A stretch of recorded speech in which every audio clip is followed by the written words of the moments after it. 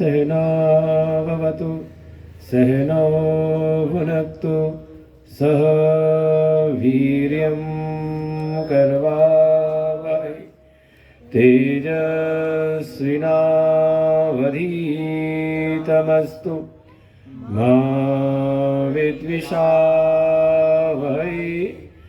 ॐ शान्ति शान्ति शान्तिः।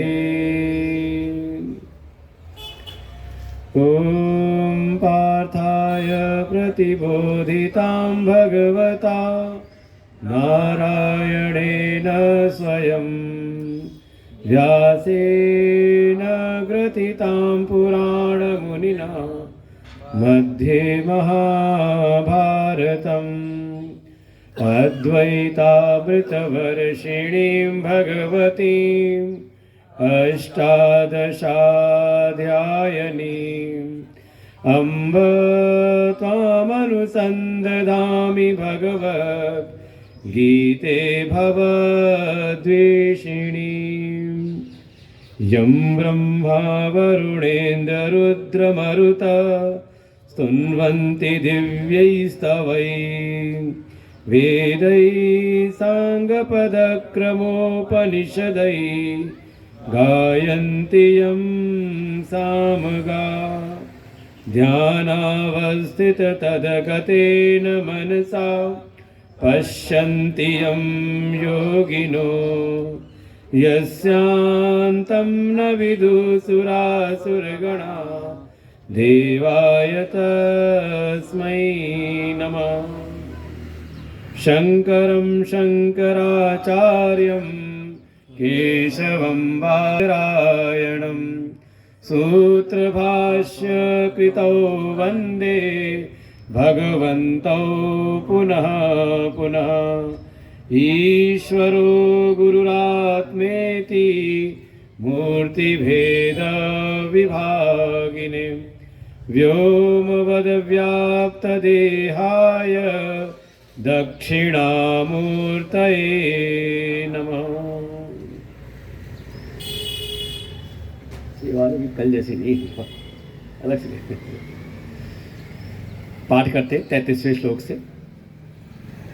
श्री भगवानुवाच श्रेयान् द्रव्यमयाद् यज्ञात् ज्ञानयज्ञ परन्तपः। श्रेयान् द्रव्यमयाद् यज्ञात् ज्ञानयज्ञ परन्तपः। सर्वं कर्माखिलं पार्थ ज्ञाने परिसमाप्यते। डबल कम कर दो। तद्विद्धि प्रणिपातेन परिप्रश्नेन सेवया उपदेक्ष्यन्ति ते ज्ञानम् ज्ञानिनस्तत्त्वदर्शिनः। यज्ञात्वा न पुनर्मोहम् एवं ह्यास्यसि पाण्डव। येन भूतान्यशेषेण द्रक्ष्यस्यात्मन्यथो मयि येन भूतान्यशेषेण द्रक्ष्यस्यात्मन्यथो मयि।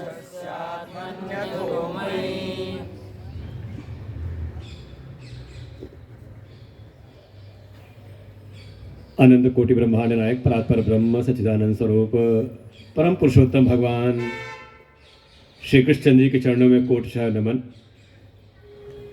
परमात्मा के अभिन्न स्वरूप प्रातः स्मरणीय परम श्रद्धेय परम वंदनीय अनंत श्री भूषित पूज्य सतगुरुदेव भगवान के चरणों में कोटिशः नमन। पूज्य गुरुदेव के ही परम कृपा पात्र परम श्रद्धेय परम आदरणीय स्वामी श्री अभिदानंद जी महाराज, श्री शौनक वेद विद्यालय के आचार्य बटुकगण, सौपस्थित समस्त भगवत भक्त, श्रद्धा भक्ति स्वरूपिणी मातृशक्ति, भगवान की अहेतु कृपा से और इस वेदांत सत्संग समिति जिसका एकमात्र उद्देश्य समाज में वेदांत ज्ञान का प्रचार प्रसार, माध्यम कोई न कोई शास्त्र, जैसे इसी स्थान पर हमने भागवत भी सुनी, देवी भागवत का भी श्रवण किया, सुंदर कांड एक सप्ताह हमने हनुमत कथा के रूप में श्रवण किया, यहीं पर हमने गीता के तृतीय अध्याय, कुछ उपनिषद भी, कैवल्य उपनिषद, केनोपनिषद जिनको स्मरण में हो, यहाँ हमने श्रवण किया। और पिछले वर्ष से क्रम चल पड़ा श्रीमद् भगवद गीता का, और तृतीय अध्याय के उपरांत चतुर्थ अध्याय इस बार हमारा विषय है, जिसका नाम ही है ज्ञान कर्म संन्यास योग, जिसमें स्वयं भगवान ने ही उपदेश के क्रम को प्रारंभ किया।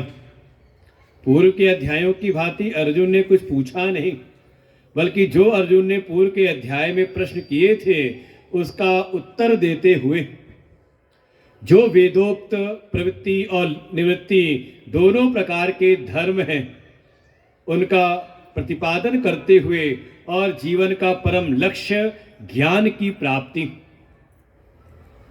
ज्ञान के द्वारा ही हम अपना परम कल्याण करें। एषा ब्राह्मी स्थिति पार्थ नैनाम प्राप्य मुह्यति। जो भगवान ने स्पष्ट अर्जुन को, जो अर्जुन विषाद से ग्रस्त है, सामर्थ्य की कोई कमी नहीं, लेकिन सामर्थ्य होते हुए भी वर्तमान परिस्थिति में जो उसके मन के भीतर एक विभ्रम की स्थिति प्रकट हुई और उस विभ्रम के कारण, उस मोह के कारण चित्त में शोक होने लगा, उस शोक विषाद के निवारण के लिए भगवान अर्जुन से कहते हैं इसका एकमात्र उपाय है ज्ञान की प्राप्ति करो। और अर्जुन को निमित्त बना करके हम सब मानव जाति के कल्याण के लिए भगवान ने श्रीमद् भगवद गीता का उपदेश किया। क्रमशः उपदेश करते हुए पूर्व के 2 अध्यायों में जिस ज्ञान योग की महिमा भगवान ने स्थापित की कि ज्ञान ही जीव के परम कल्याण में साक्षात हेतु है, साक्षात साधन है, वो किसी अन्य साधन की अपेक्षा नहीं रखता। बाकी अन्य जो साधन है जो भी कर्म परक हैं, जैसा हमने कल भी श्रवण किया, अनेकों प्रकार के यज्ञों का वर्णन, यहाँ तो 12 ही, इसका भी विस्तार, इससे ज्यादा विस्तार मिलता है वेदों में। जब नहीं चुप से रहिएगा, कहा था सीटी से नहीं आ रही है, उसका भी विस्तार इससे भी ज्यादा हमारे वेदों में प्राप्त होता है। लेकिन सब के सब कर्म परक हैं। कर्म का जो साधन है उसका प्रयोजन है अंतःकरण की शुद्धि, और गीता जी भगवान इसका बिल्कुल निश्चित इसमें वक्तव्य देते हैं, कोई लाग लपेट नहीं। श्रीमद् भगवद गीता में योग के द्वारा सीधे सीधे एकमात्र ही साधन है, वो है ज्ञान योग। उस ज्ञान योग में स्थिति कैसे प्राप्त हो, उसकी पात्रता कैसे उत्पन्न हो, उसके लिए सहायक रूप में वहाँ कर्म की चर्चा है, भक्ति की चर्चा है, और भी अनुसांगिक में बहुत सारे विषयों की चर्चा है। क्योंकि पूर्व में ही कह दिया है, एषा ते भीता सांख्ये बुद्धिर योगे तुमाम शृणु। हे अर्जुन, बिना ज्ञान के मोक्ष तो संभव है नहीं, लेकिन वो ज्ञान भी कैसे भीतर धारण हो, उसके लिए जो पात्रता चाहिए, उसके लिए कर्म योग भी जीवन में धारण करो। इसे तीसरे अध्याय में कर्मयोग का विस्तार किया है, और कर्मयोग का उपदेश करते करते तीसरे अध्याय का जहाँ विश्राम करते हैं, तो वहाँ पर ज्ञान की ही महिमा को प्रतिपादित करते हैं। और उपनिषद के, कठोपनिषद के 2 मंत्रों को भगवान ने तीसरे अध्याय के समापन पर उद्धृत किया है, और जो ज्ञान की महिमा को स्थापित किया कि उस आत्मज्ञान में अपने आत्म स्वरूप में अवस्थान प्राप्त करके आप बाहर के जितने भी काम हैं, चाहे वो इंद्रियगत हो, चाहे मन के अंतर्गत हो, और चाहे बुद्धि के अंतर्गत हो, क्योंकि जब तक ये कामनाएं चित्त में बैठी हुई हैं, तब तक आपको मोक्ष की प्राप्ति संभव नहीं है। ये कामनाएं ही, ये चित्त के भीतर अतृप्त वासनाएं ही जीव के बारंबार जन्म का कारण बनता है। तो संयम के द्वारा, त्याग के द्वारा इंद्रियगत, मनोगत जो कामनाएं वो तो निवृत्त हो जाती हैं, लेकिन संसार के विषयों की जो रस है की भावना है कि एक बार आप अनुभव कर लो। जब हमने बारंबार शुरुआत में 3 दिन विस्तार से चिंतन किया इस बात पर, वो जो बुद्धि के भीतर बैठ जाता है रस के रूप में कि वास्तव में विषय भले चाहे अच्छे ना हो, लेकिन विषय भोग में सुख तो मिलता है कि नहीं मिलता। चाहे डॉक्टर लाख मना कर दे, आज से मीठा बंद, आज से तला भुना मत खाना, लेकिन मौका मिल जाए तो, मौका मिल जाए तो चूकते नहीं। फिर क्या है, लगता तो है कि शरीर को तो ये कष्ट देगा, लेकिन जब खाते हैं तो अच्छा लगता है। क्या है ये पूर्व के संस्कारों के अनुरूप ये बुद्धि में जो रस के रूप में बैठा हुआ है, कहा ये पूर्णतः कामनाओं को निवृत्त नहीं होने देता। उसका उपाय तो यही है कि आप ये सारे त्रिगुणात्मक जगत से जो परम श्रेष्ठ है, बाहर के विषय से इंद्रियां, इंद्रियों से मन, मन से बुद्धि, और बुद्धि का भी जो साक्षी है, अपने उस आत्म स्वरूप में स्थित हो जाएं, और अपने उस आत्म स्वरूप का जब दर्शन होता है तो ये बुद्धिगत जो कामनाएं वो भी निवृत्त हो जाती हैं, और ऐसे वासना क्षय के द्वारा जीव अपने आत्म स्वरूप का अवस्थान प्राप्त करता है। इस ज्ञान की महिमा को ही पुनः स्थापित करने के लिए इस चौथे अध्याय में प्रारंभ में ही भगवान ने इस ज्ञान की महिमा स्थापित की है। कह सकते हैं इस चौथे अध्याय, इस ज्ञान योग की भगवान ने स्तुति की है, और स्तुति के साथ ही साथ इसकी वंश परंपरा का भी वर्णन किया है कि जो ज्ञान है वो जब हम किसी संप्रदाय के द्वारा हमें प्राप्त होता है तो वो ज्ञान स्थायी होता है। यही है गुरु बिन होई कि ज्ञान, ज्ञान होई कि विराग बिनु। बिना गुरु के ज्ञान हो जाए, दुनिया का ज्ञान आप भले, हम तो कह रहे कि आपको जो कुछ भी ज्ञान है, कुछ भी आपको अगर ज्ञान हुआ है तो वो किसी न किसी ने जब बताया है तो हुआ है। चाहे प्रारंभिक स्तर पे हमारी माँ हो, हमारे पिता ने सिखाया, तब जाना। अपने आप कौन सा ज्ञान होता है? लोग कहते हैं आत्मज्ञान अपने आप हो जाएगा, किताब लेके पढ़ लेंगे। तो किताब पढ़े हुए डॉक्टर से आप इलाज नहीं कराते, किताब केवल पढ़े हुए व्यक्ति को से आप इंजीनियरिंग काम नहीं कराते। तो ये तो अध्यात्म विद्या की बात है। ये फलीभूत तब होता है जब हम आचार्य परंपरा में आके, किसी श्रेष्ठ आचार्य परंपरा में आकर के इस ज्ञान को प्राप्त करें। जैसे किसी बच्चे को डॉक्टर इंजीनियर बनाना हो तो उसको यूनिवर्सिटी भेजना पड़ता है, विद्यालय भेजना पड़ता है, घर में बैठा के पढ़ा करके नहीं होता। तो ये अध्यात्म विद्या भगवान इसकी ज्ञान परंपरा का निरूपण करते हैं स्तुति के रूप में। और वही जब बताया तो चौथे श्लोक में अर्जुन ने प्रश्न पूछ लिया। समझ ले, पूरे अध्याय का एक विहंगावलोकन ले।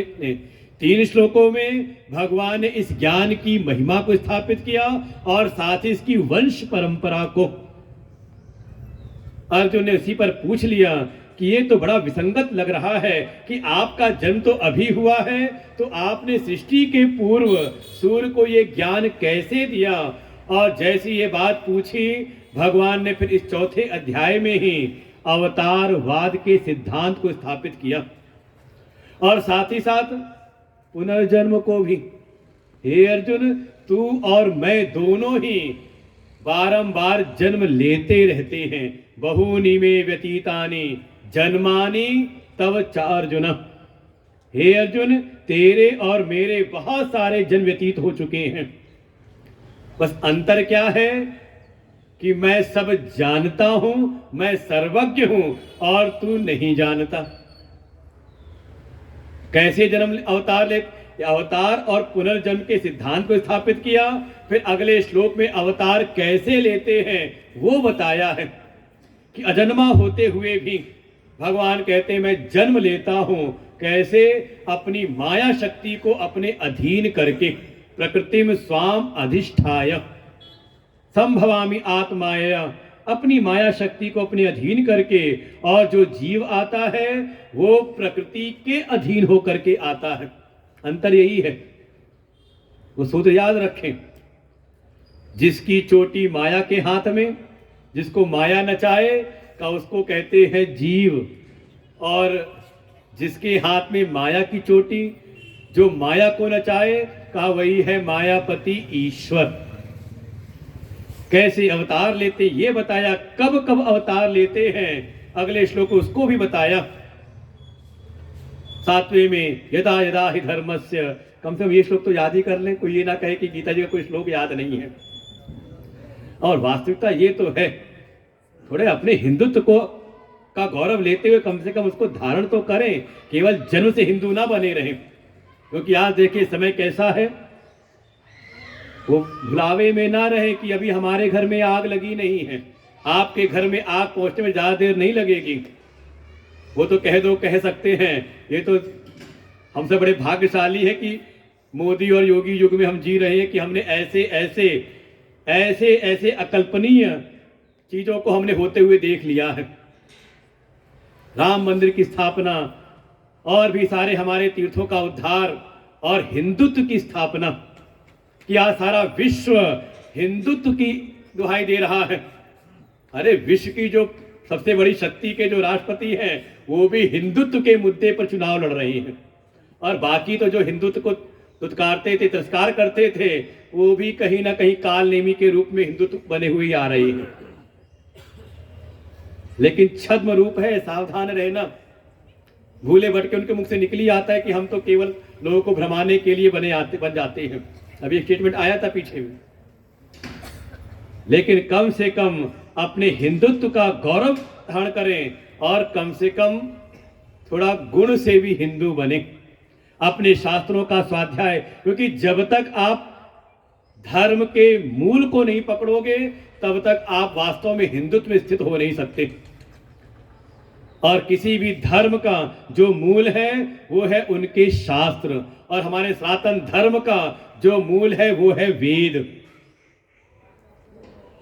मूल वेद है, ज्यादा भ्रमित ना हो। मूल जो प्रमाणिक ग्रंथ है वो है वेद, और वेद के ही सिद्धांतों को थोड़ा विस्तृत करके समझाने के लिए ही हमारे 18 पुराण है, महाभारत है, रामायण है, और उन्हीं शास्त्रों के अंतर्गत श्रीमद् भगवद गीता, जिसका प्रारंभी है धर्म से और इसका विश्राम होता है मम पर। तात्पर्य है मम धर्म किम अस्ति, मेरा धर्म क्या है, यही श्रीमद् भगवद गीता हमें सिखाना चाह रही है। ये धर्म नहीं जो आज झगड़े हो रहे हैं दुनिया में, वो धर्म नहीं है। वो आप उसको पंथ कह दो, आप अंग्रेजी में रिलीजन कह दो, उसको मजहब कह लो। धर्म वो नहीं जो आज के समय चल रहा है। धर्म तो केवल और केवल एक ही है, वो है सनातन वैदिक धर्म। उसके अतिरिक्त जो कुछ भी है वो केवल खाने खेलने जीवन जीने के तरीके हो सकते हैं। वो तो हमारे इतनी विविधता है कि उत्तर में कुछ और नियम है, दक्षिण में कुछ और नियम है, पश्चिम के में और नियम, पूरब में कोई और नियम। अरे कुछ नहीं, अपने उत्तर प्रदेश में ही चले जाओ पूर्व में और आ जाओ पश्चिम उत्तर प्रदेश में, बड़ी विविधता है। क्योंकि हम लोग घूमते रहते तो पता चलता है कि वहाँ कुछ और यहाँ कुछ और, लेकिन उससे ये नहीं कि वो किसी और पंथ के हो गए। कहा सनातन धर्म के अंतर्गत ही, मूल तो एक ही है। अपने उस धर्म के गौरव को जान के थोड़ा शास्त्रों की शरण में रहे। आप देखें जिन्होंने भी कहीं ना कहीं धर्म का प्रचार किया है तो किसी न किसी शास्त्र को आधार बना करके, और उसमें श्रीमद् भगवत गीता जो क्या महिमा कही जाए। हमारे जितने भी स्वतंत्रता संग्राम सेनानी हुए वो श्रीमद् भगवत गीता से प्रेरित थे।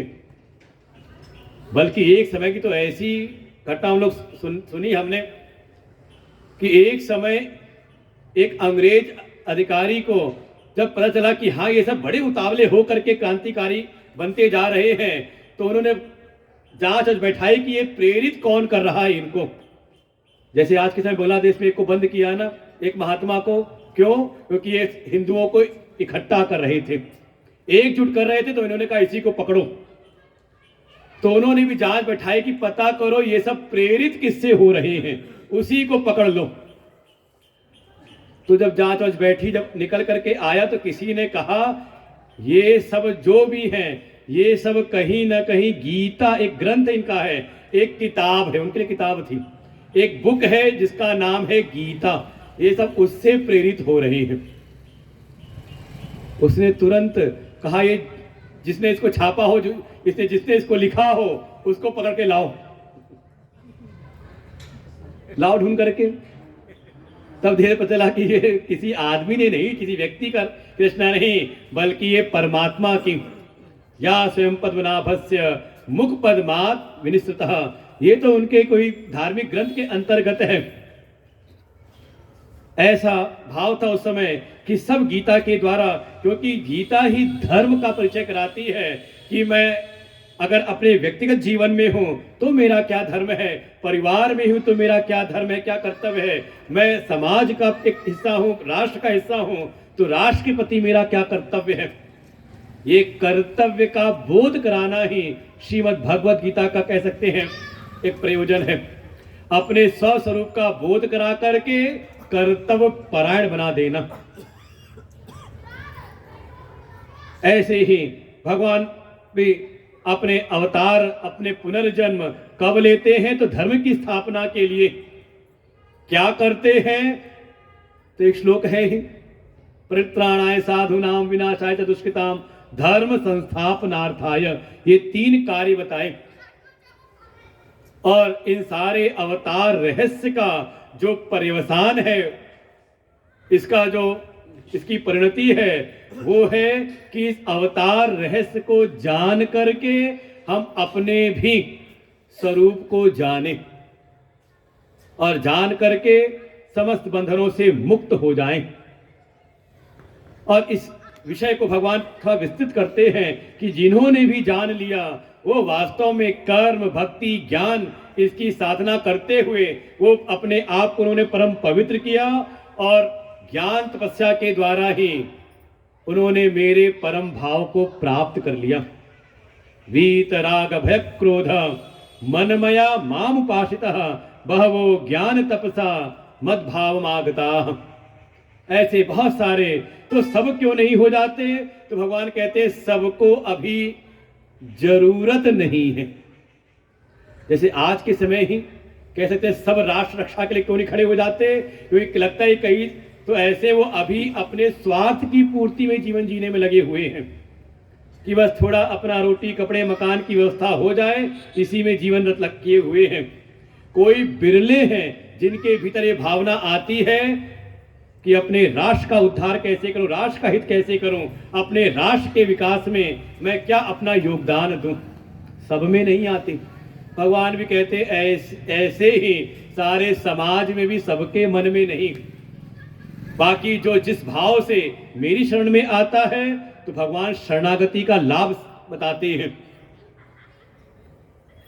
और बिल्कुल प्रसिद्ध श्लोक है 10वां श्लोक, ये यथा माम प्रपद्यन्ते तां तथैव भजाम्यहम्। आप अपने किसी भी परिस्थिति के लिए भगवान को दोष नहीं दे सकते।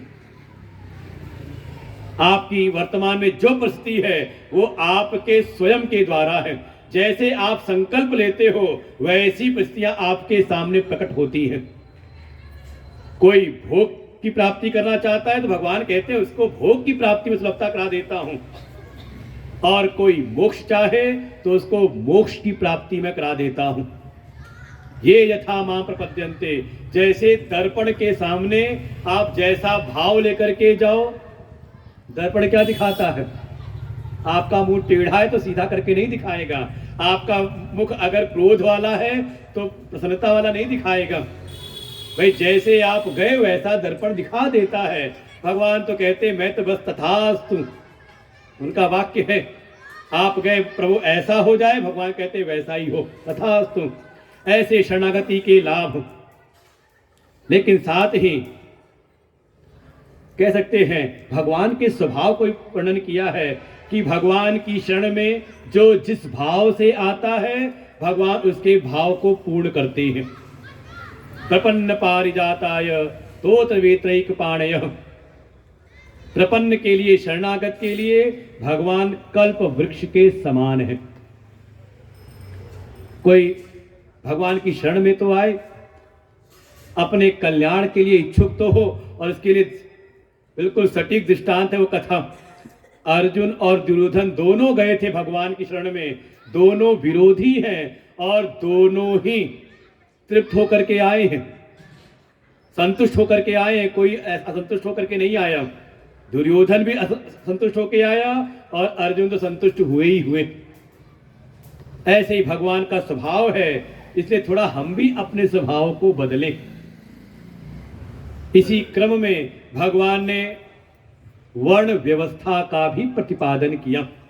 तो सब भगवान को क्यों नहीं चाहते, भगवान के मार्ग में क्यों नहीं चले आते? तो भगवान ने कहा कारण एक ही है, सबको फल की प्राप्ति बड़ी जल्दी करनी है। सबको बड़ी जल्दी है। आपको भी हम कोई लंबा बता दें ना साधन की, हाँ ये वाला साधन कर लो, इसमें 3 साल ज्यादा हो गया, 1 वर्ष लगेगा, कहते ये भी ज्यादा है कुछ। ये 7 दिन वाला ठीक है कि 7 दिन में भी 2 घंटे, कहानी 2 घंटे भी सब लेट आते हो, 1 घंटे बहुत है कि नहीं? जल्दी कोई ऐसा उपाय बताओ जिसमें शीघ्र से शीघ्र हमें फल की प्राप्ति हो जाए। तो भगवान कहते हैं इस मनुष्य लोक में ही कर्म के द्वारा सिद्धि शीघ्र मिल जाती है। करो और फल की प्राप्ति अप्रत्यक्ष है, ज्ञान का, भक्ति का फल प्रत्यक्ष नहीं है। अब मान लो ऐसा ना हो कि प्रवीण जी ने भी सुना दिया महिमा कि ये देखो उनके द्वारा दुख दर्द दूर हो गया, अब ऐसा ना हो कि लाइन लगा देना वेदांत आश्रम में हमारे भी दुख दूर कर दो, और मान लो ना हो पाया तो अरे सब ऐसी कई सुनी बातें हैं। भाई उनकी अपनी साधना है लंबे समय की, तब उनको फल की प्राप्ति हो रही है, उनका अपना समर्पण है। क्या हमारे भीतर उतनी योग्यता है? भगवान ने कहा सबको शीघ्र फल की प्राप्ति करनी है, और इस मनुष्य लोक में कर्म के द्वारा सिद्धि शीघ्र मिलती है। कारण उसका हेतु है वर्ण आश्रम व्यवस्था। जो भगवान ने कहा मेरे द्वारा ये सृष्ट है, मेरे द्वारा इसकी संरचना हुई है, और आधार है गुण कर्म, गुण कर्म विभागशः। और ज्यादा संदेह में ना रहे, गुण को भी समझे, कर्म को भी समझे। दोनों का एक वर्ण व्यवस्था का एक बहिरंग स्वरूप है, उसका हेतु है कर्म। क्योंकि हमारा जो जन्म हुआ है हमारे पूर्व कर्मों के परिणाम स्वरूप हुआ है। तो आज हम जिस वर्ण में हैं तो ये हमारे पूर्व कर्मों का परिणाम है। आप किसी को दोष नहीं दे सकते। और आगे भी जिस वर्ण में हैं उस वर्ण के गुण के रूप अनुरूप अगर आप कार्य नहीं करते तो समझ लो आपका पतन भी हो सकता है, और कोई अगर अपने वर्तमान वर्ण के से श्रेष्ठ कर्मों में अपनी वृत्ति बनाए रखे, गुणों को श्रेष्ठ कर ले, तो वो अपने इस वर्ण को और आगे उच्च की ओर भी जा सकता है। ये हमारे संविधान में है गीता के, कि आप अपनी कास्ट को रिकास्ट कर सकते हो। शब्द एक ही जैसे, लेकिन अंतर है, एक में ई है, एक में ई नहीं है। ये भगवान ने एक प्रकार से आपको एक फ्रेम दिया हुआ है, ये गुण कर्म का। एक तो हमें ठीक है बहिरंग रूप से प्राप्त हुआ है जन्म के द्वारा, लेकिन भीतर वाले गुण कैसे हैं इसका भी ध्यान रखना। जन्म मिल गया तो अपने उन गुणों का हम संवर्धन करें और उससे ऊपर की ओर बढ़ें। तम रज सत्व इसका आधार बनाते हुए अगर तम की प्रधानता है तो रज की ओर आए, रजोगुण में आए, रजोगुण से सत्व गुण, और सबसे श्रेष्ठ तो यही है तीनों गुणों से अतीत हो जाएं, त्रिगुणातीत। वही भगवान कहते हैं जो हो जाता है तो मेरे समान ही सब कुछ करते हुए वो अकर्ता हो जाता है। वर्ण व्यवस्था भगवान ने समझाई, सब है केवल और केवल अपनी साधना को आगे बढ़ाने के लिए। और जहां तक बात है वर्ण व्यवस्था, ये प्रत्येक समाज के लिए लाभकारी है और कोई भी समाज इससे अछूता रह नहीं सकता। जब भी होगा तो वर्गीकरण होगा ही होगा। समस्या तब होगी जब वर्णवाद प्रारंभ हो जाए, सभी वर्ण अपने अपने हितों के लिए लड़ने लग जाएं, तो समझ ले समस्या उत्पन्न होगी। वर्ण व्यवस्था लाभदायी है, हानिकारक है वर्णवाद। इस रहस्य को समझ करके तो विद्वेष रहित, आपस में विद्वेष ना हो, विद्वेष रहित वर्ण व्यवस्था को हम स्वीकार करके अपने गुणों का वर्धन करें। इसलिए दृष्टांत मैंने दिया था स्वामी विवेकानंद जी का, याद हो तो। ऐसे ही इस क्रम को आगे बढ़ाते हुए भगवान कर्म के रहस्यों का प्रतिपादन करते हैं, क्योंकि कहीं ना कहीं वर्ण के पीछे भी हेतु क्या बन रहा है, कर्म। इसलिए कर्म को जानो, कर्म ही का नहीं, इससे विपरीत विपरीत कर्म विकर्म को भी जानो और अकर्म को भी जानो। कर्मोढ़यपि बोधव्यम बोधव्यम च विकर्मणः अकर्मणश्च बोधव्यम गहना कर्मणो गति। क्योंकि कर्म की जो गति है अत्यंत ही सूक्ष्म है, गहन है, जानना पड़ेगा। क्या है कहा, जो वेद के अनुरूप शास्त्र अनुकूल जो हमारे क्रियाएं हैं उसको ही कहा कर्म, और शास्त्र विरुद्ध मनमाने ढंग से कोई जीवन जिए, समझ लो चल रहा है विकर्म पर। और कोई ऐसा है जो कुछ करता ही नहीं कि कुछ हम करेंगे ही नहीं, उसको कहा अकर्म। और महत्व तो ये है कि कर्म का को करते हुए हमारे हृदय की ऐसी शुद्धि हो कि सब कुछ करते हुए, जैसे भगवान ने कहा था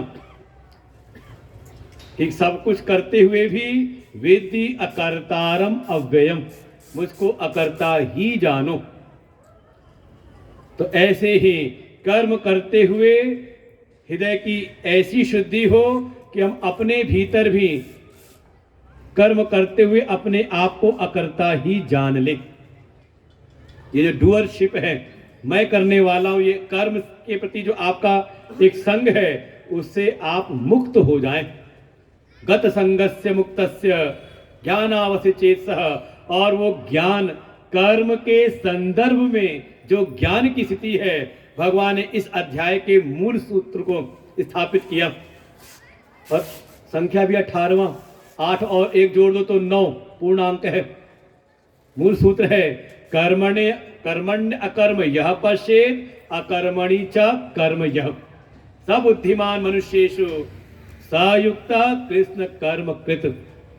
जैसे भगवान ने पूरा मूल सिद्धांत यहाँ पर स्थापित किया कि जो कर्म में अकर्म को देख ले, सब कुछ करते हुए भी अपने आप को आत्मा जाने, और आत्मा अकर्म है, उसमें कोई क्रिया नहीं, कर्तापन से बच जाए, सब कुछ करते हुए भी कहा ऐसा।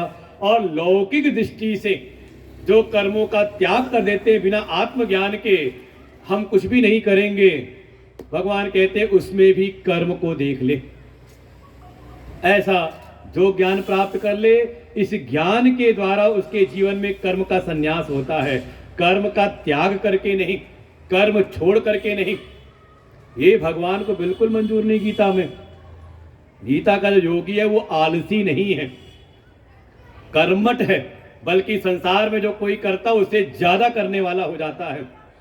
सब कुछ करते हुए का वो अकर्म स्वरूप में स्थित रहता है। और तो और कुछ हो जाए तो उसका यश दूसरों को देता है। हमारी कथाओं में पात्र है, नाम है यशोदा। क्या तात्पर्य है? वही भगवान की इलादी शक्ति प्रकट हुई है जिनके यहां पर, वहां भी नाम है कीर्तिदा। तात्पर्य करे सब खुद, लेकिन करता न बन के दूसरों को दे दे श्रेय। ये है भक्ति का मार्ग और यही है ज्ञान का मार्ग। ऐसे भगवान कर्म के रहस्य समझाते हुए फिर जो इस ज्ञान में स्थित हो गए हैं, ज्ञानाग्नि दग्ध कर्माणम तमाहु पंडितम बुधा, भगवान कहते उसी को हम ज्ञानी कहते हैं, जो इस कर्म के रहस्यों को जान करके सब कुछ करते हुए भी अपने अकर्ता आत्म स्वरूप में स्थित हैं। वास्तव में इस ज्ञान अग्नि के द्वारा उनके सारे कर्म जो है भस्म हो जाते हैं। कौन से? का संचित और आगामी। भस्म हो जाने का तात्पर्य है फिर वो कर्म उसके कर्म फल उत्पन्न नहीं करते, और ये जन्म है, जन्म का हेतु है पूर्व के कर्म, अर्थात उसका पुनर्जन्म नहीं होता। समझे? ये बहुत बड़ी उपलब्धि है। एक दिन तो ये है कि हमारा जन्म हुआ है, मनाते हैं ना हैप्पी बर्थडे, भगत लोग हमारा ही मना लेते, हम भी कहते चलो बढ़िया है। लेकिन वास्तविक दिन तो वो है जिस दिन ये बोध हो जाए कि मेरा जन्म ही नहीं होता, मैं जन्म और मृत्यु से रहित इसका अधिष्ठान आत्मस्वरूप हूं। ये जन्म और मृत्यु तो मुझ आत्मा के ऊपर बस समझ लें सब आने जाने वाली प्रक्रियाएं मात्र हैं।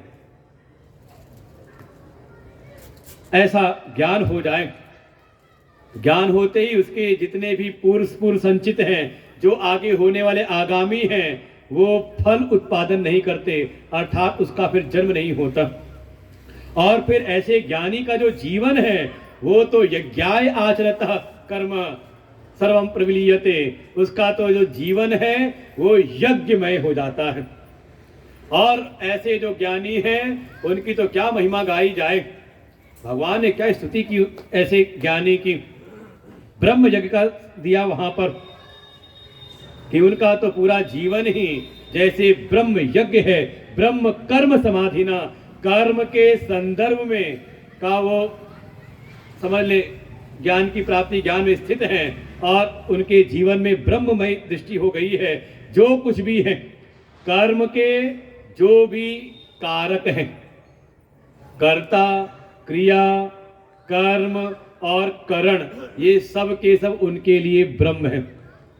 ब्रह्मार्पणम ब्रह्महवि ब्रह्माग्नौ ब्रह्मणाहुतम ब्रह्मैव तेन गंतव्यम। ब्रह्म कर्म समाधिना, कम से कम एक श्लोक याद कर लो, ये वाला श्लोक तो याद हो जाए। इस श्लोक की महिमा ऐसी कि हमारे आश्रम में कहीं भी जाओगे, सन्यासियों के आश्रम में, तो जब आज भोजन आ जाए सामने तो वहां पे इसी मंत्र को पढ़ करके भगवान को भोग लगाते हैं। ब्रह्मार्पणम ब्रह्मवि ब्रह्माग्नो ब्रह्मणाहुतम, तो हाथ में जल ले लो, इस श्लोक को पढ़ो, आसान है, ब्रह्म ही ब्रह्म आ रहा है। ब्रह्मार्पणम ब्रह्मवि ब्रह्माग्नो ब्रह्मणाहुतम ब्रह्मैव तेन गंतव्यम ब्रह्म कर्म समाधिना। और भगवान ऐसे आचमन करते हुए पी जाओ जल। अब क्या है कि आपका ये जो भोजन है ये भी एक यज्ञ हो गया, ब्रह्म कर्म हो गया। ऐसी वृत्ति बनी रहे, और इस ब्रह्म यज्ञ की स्थिति को प्राप्त करने के लिए ही संसार में अनेकों ऐसे साधक हैं जो यज्ञ कर रहे हैं। और भगवान ने प्रकरण प्रारंभ किया यज्ञ का।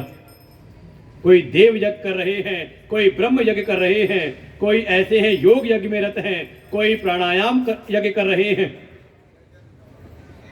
ऐसे ऐसे कोई स्वाध्याय यज्ञ में है, कोई योग यज्ञ में है, कोई ज्ञान यज्ञ में लगे हुए हैं। लगभग 12 प्रकार के यज्ञ नोट किए कि नहीं? कर 12 प्रकार के यज्ञ, लेकिन सबका विश्राम भगवान करते हैं। ये जितने भी हैं, यहाँ तो 12 हैं, वेदों में इनका विस्तृत विस्तार है, कोई संख्या नहीं, कितने प्रकार के यज्ञ हैं। बस सब के सब क्या है? कर्म जान विधि। ये सब के सब कर्म के द्वारा संपादित होते हैं और इससे ज्ञान श्रेष्ठ है। और ये पूर्व में भी बार बार आपको अध्याय में मिलेगा। दूसरे अध्याय में कह के आए भगवान, दूरेण ही अवरम कर्म बुद्धि योगा धनंजय। इस ज्ञान योग से जो कर्म का मार्ग है थोड़ा अवर कोटि के नीचे का है। भगवान भी कहते हैं कर्म परक जितने भी यज्ञ हैं, जितने भी साधन हैं, उन सब से श्रेष्ठ है ज्ञान यज्ञ। 33वां श्लोक जो कल का समापन था, जहां पर श्रेयान द्रवमयाद यज्ञात् ज्ञान यज्ञ परंतप सर्वं कर्माखिलम पार्थ ज्ञाने परिसमाप्यति। जितने भी यज्ञ बताए सब द्रव्यमय हैं, सब में कहीं ना कोई ना कोई द्रव्य, चाहे बाह्य जगत का द्रव्य लग रहा हो, चाहे ये भी तो द्रव्य ही है, पंचमहाभूतों से बना हुआ, सब द्रव्यमय यज्ञ हैं, कर्म परक हैं। इनसे ज्ञान यज्ञ श्रेष्ठ है। कैसे? कर्म का मार्ग श्रेष्ठ की ज्ञान का मार्ग?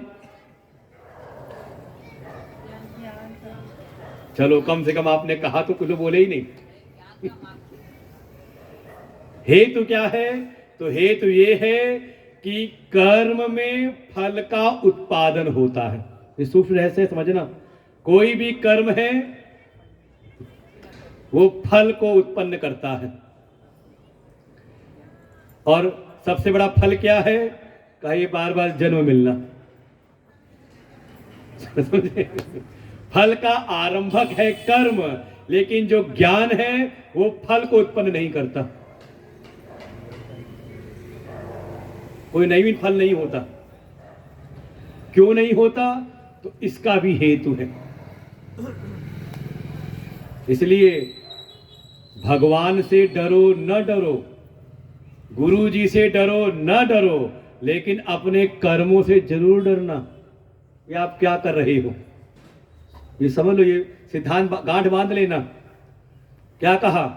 भगवान से डरो न डरो, गुरु जी से डरना हो डरो न डरो, लेकिन अपने कर्मों से जरूर डरते रहना, सावधान रहना कुछ भी करते समय। ये मत कह देना कि भूले में हो गया। भूले में कोई अगर बिजली के तार पे पैर रख दे तो,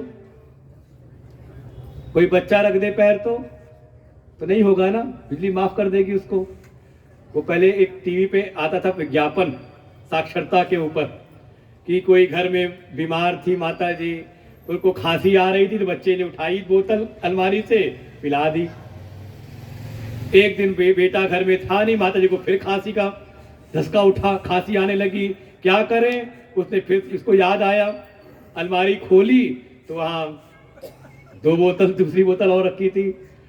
पहली वाली पे लिखा था कफ सिरप, दूसरी लिखा था पॉइजन।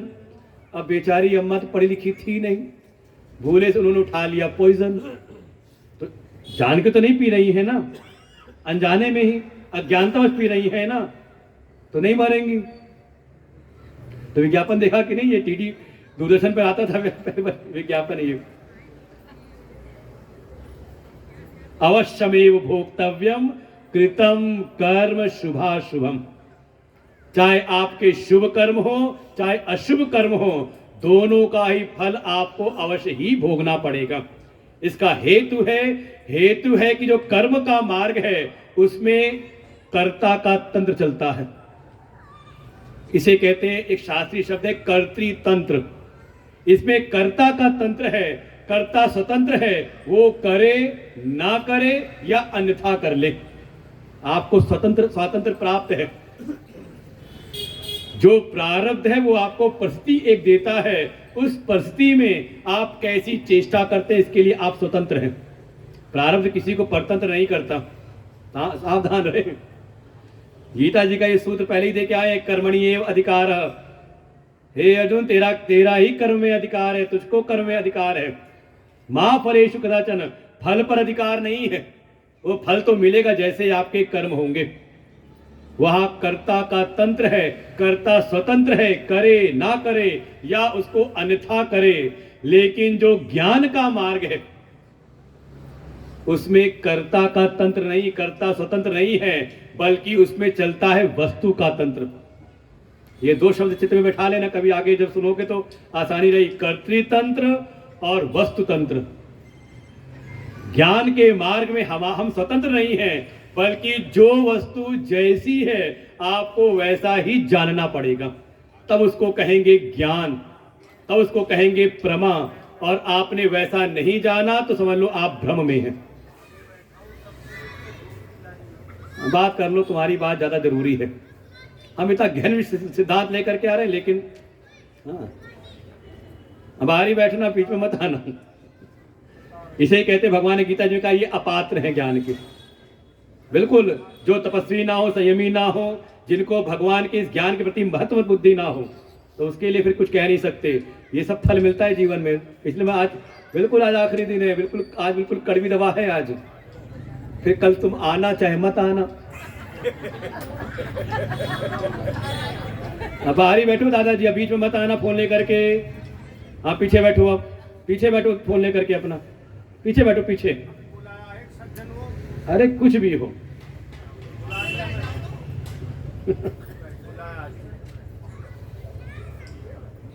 अब देखो, हम स्वतंत्र हैं। कैसे? फोन आ रहा है तो हम उठाएं ना उठाएं या बंद कर दें, स्वतंत्र है ना, कोई परतंत्र है। तो अब हमें विवेक के अनुसार, परिस्थिति के अनुसार चेष्टा करनी पड़ती है। सत्संग में है तो यहां जब पहले ही कह दिया कि नियम है कि फोन पे बात नहीं करनी है, नियम हो गया ना। और कर रहे हैं तो नियम का उल्लंघन, तो उसका फल कौन भोगेगा? भोगना पड़ेगा, चिंता ना करो। लेकिन ज्ञान के मार्ग में कर्ता स्वतंत्र नहीं है, बल्कि वस्तु के परतंत्र है। जो वस्तु जैसी, उसको आपको वैसा ही जानना पड़ेगा। अरे कुछ नहीं, माइक ही चला रहे हैं तो ये मत समझना कि मशीन बढ़िया होगी तो आप भी चला लोगे। अरे पहले मशीन कैसे चलती है, इसलिए कहते हैं ऑपरेटर का बहुत योगदान है। ऑपरेटर कैसा है? अरे सब कहीं ना कहीं, किसी ना किसी रसोई में जो चीज जैसी है वैसे ही आपको जाननी पड़ेगी। मनमर्जी नहीं कि मिर्च को आप नमक जान लो, नमक को चीनी जान लो, चीनी को कुछ और जान लो, चलेगा काम? जो चीज जैसी है उसको वैसे ही जानो और वैसे उसका प्रयोग करो, नहीं तो आप समझ लो भ्रम में जी रहे, ज्ञान नहीं है। इसीलिए कहा ये कर्म से ज्ञान का मार्ग श्रेष्ठ है। और कोई अगर ज्ञान मार्ग में आ गया तो कह रहे सर्वम कर्माखिलम पार्थ ज्ञाने परिसमाप्यते। सारे कर्म अंततः ज्ञान में ही समापन विश्राम लेते हैं। और कोई अगर ज्ञान मार्ग में आ गया तो अब आप अपनी पीठ थपथपा सकते हो, तो मान लिया जाता है कि उसने ये 12 प्रकार के यज्ञ में कोई ना कोई यज्ञ किया है। ये आपकी कमाई है, तो आज आप इस ज्ञान को सुन रहे हो। किसने देखा इसकी बात नहीं। जैसे मान लो किसी ने बीटेक किया है तो इन्होंने बताया अरे ये बीटेक किए हुए हैं, तो हम उससे पूछे इसने इंटर पास किया था कि नहीं, इंटर पढ़े हो कि नहीं। अरे ये एमए पढ़े हुए, एमए की डिग्री इनके पास में है, हाई स्कूल पढ़े कि नहीं पढ़े, पूछना सही रहेगा पूछना। अरे किसी ने जाना हो ना जाना हो, अगर एमए की डिग्री है, बीटेक पढ़ा हुआ है, मेडिकल डिग्री है उसके पास, तो मान के चलते कि 12वीं के दर्जे तक उसने पास किया होगा कि नहीं, मानना ही पड़ेगा। तो ऐसे अगर आप भी ज्ञान के मार्ग में हो तो समझ लो कि हाँ भगवान की बड़ी कृपा है। लेकिन अब इस ज्ञान के मार्ग में टिके रहना तब तो समझ ले विशेष कृपा है। थोड़ा उनकी कृपा तो है, थोड़ा हमारा भी पुरुषार्थ बना रहे, परिश्रम यत्न बना रहे। इसलिए जितने भी प्रकार के कर्म प्रसाधन हैं सबसे श्रेष्ठ है ज्ञान का मार्ग, क्योंकि ज्ञान के द्वारा ही हम कर्मों के बंधन से मुक्त हो सकते हैं, पूर्णतया कर्म संन्यास में प्रवेश कर सकते हैं। इसीलिए अगला अध्याय का नाम है कर्म संन्यास योग। तीसरा था कर्म योग, ये है ज्ञान कर्म संन्यास योग, और पांचवा आएगा कर्म संन्यास योग। तो अब प्रवेश कर रहे हैं, कर्म संन्यास में जाना है 5वें अध्याय में, तो क्या करना पड़ेगा? ये ज्ञान तो स्थिर करना पड़ेगा ना भीतर, तभी कर्म संन्यास 5वें अध्याय में प्रवेश करोगे। तो अब ज्ञान कैसे प्राप्त करें, इसकी विधि क्या है? तो दो विधि है, एक है बहिरंग और दूसरी है अंतरंग। तो बहिरंग पहले सुनते हैं। तद्विद्धि प्रणिपातेन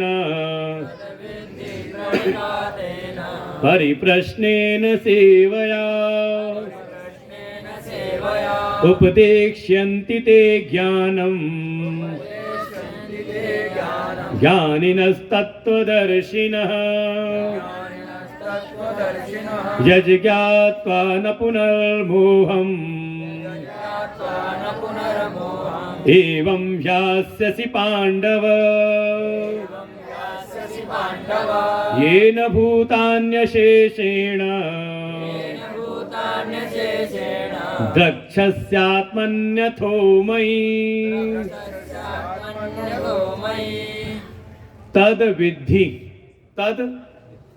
तद ज्ञान, उसको जानने के लिए। तद मतलब उसको, किसको कहा? जिस ज्ञान की महिमा बताई है अभी तक, उस ज्ञान को जानने के लिए जो बहिरंग विधि है वो तो है गुरु शरणागति।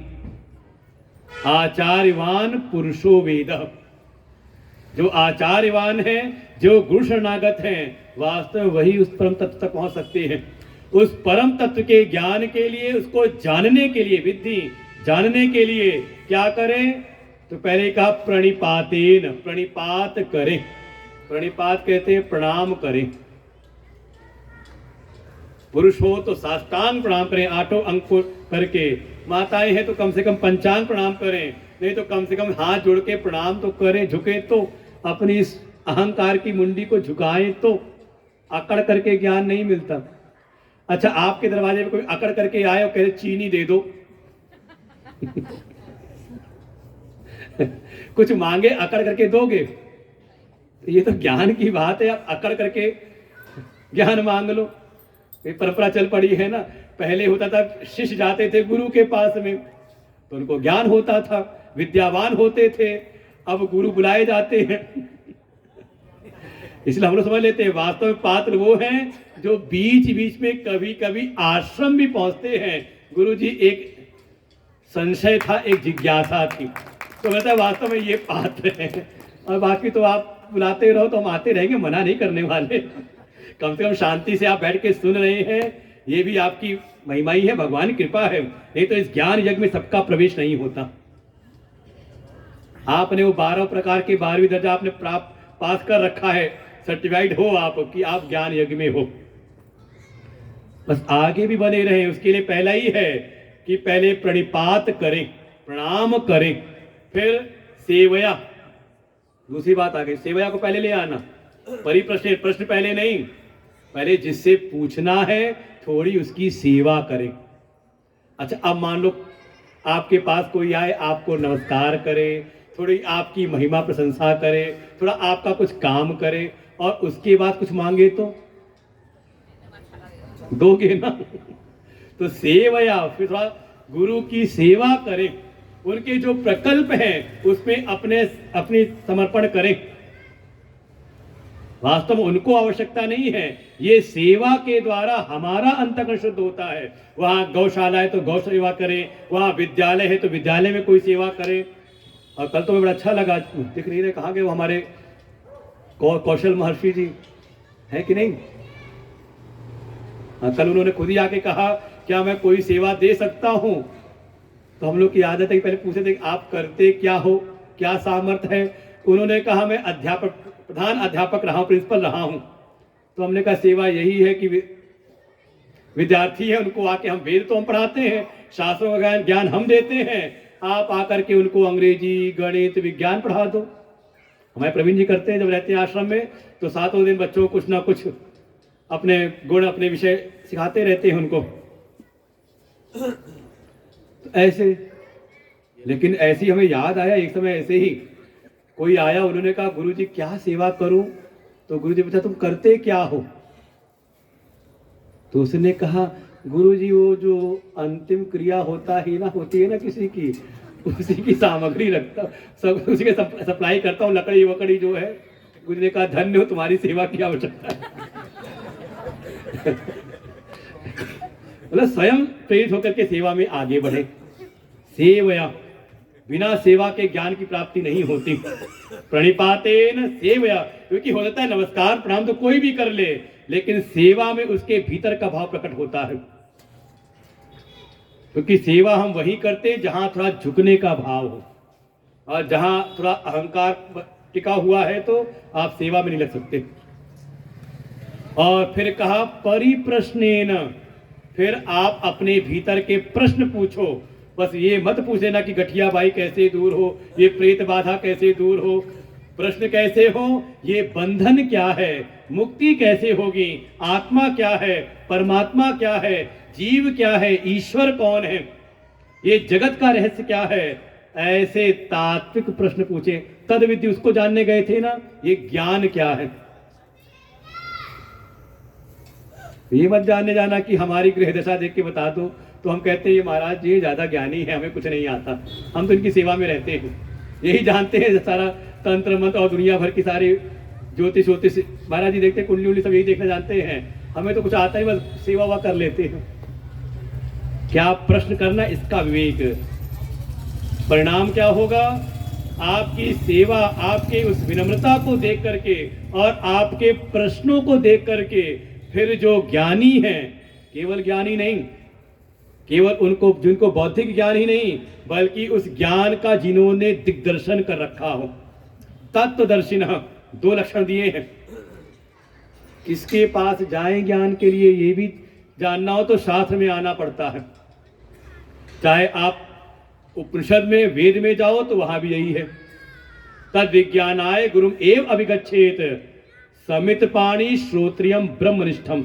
दो लक्षण हैं, श्रोत्री भी हो और ब्रह्मनिष्ठ भी हो, शास्त्रों का शाब्दिक ज्ञान भी हो और उसका अनुभव भी किया, उसमें निष्ठा भी हो। गीता जी में साफ दे रखा है, ज्ञानिना तत्वदर्शिनः, शास्त्रों का उनको शाब्दिक ज्ञान भी हो और उसका अनुभव भी किया हो। भागवत जी में जाओ तो वहां भी यही है, शाब्दे परे निष्णातम, शब्द का भी ज्ञान है और उससे परे जो उसका वास्तविक तत्व है उसमें भी जो स्थिति प्राप्त कर चुके हैं। ऐसे जो ज्ञानी हैं, ऐसे कोई सदगुरु हैं, श्रोत्री ब्रह्मनिष्ठ सदगुरु, वो फिर शरणागत ऐसे शिष्य का त्याग नहीं करते, बल्कि उसको उपदेश करते हैं। उपदेशयन्ति ते ज्ञानम, वे फिर अपने शरणागत उन शिष्यों को का ज्ञान का उपदेश करते हैं।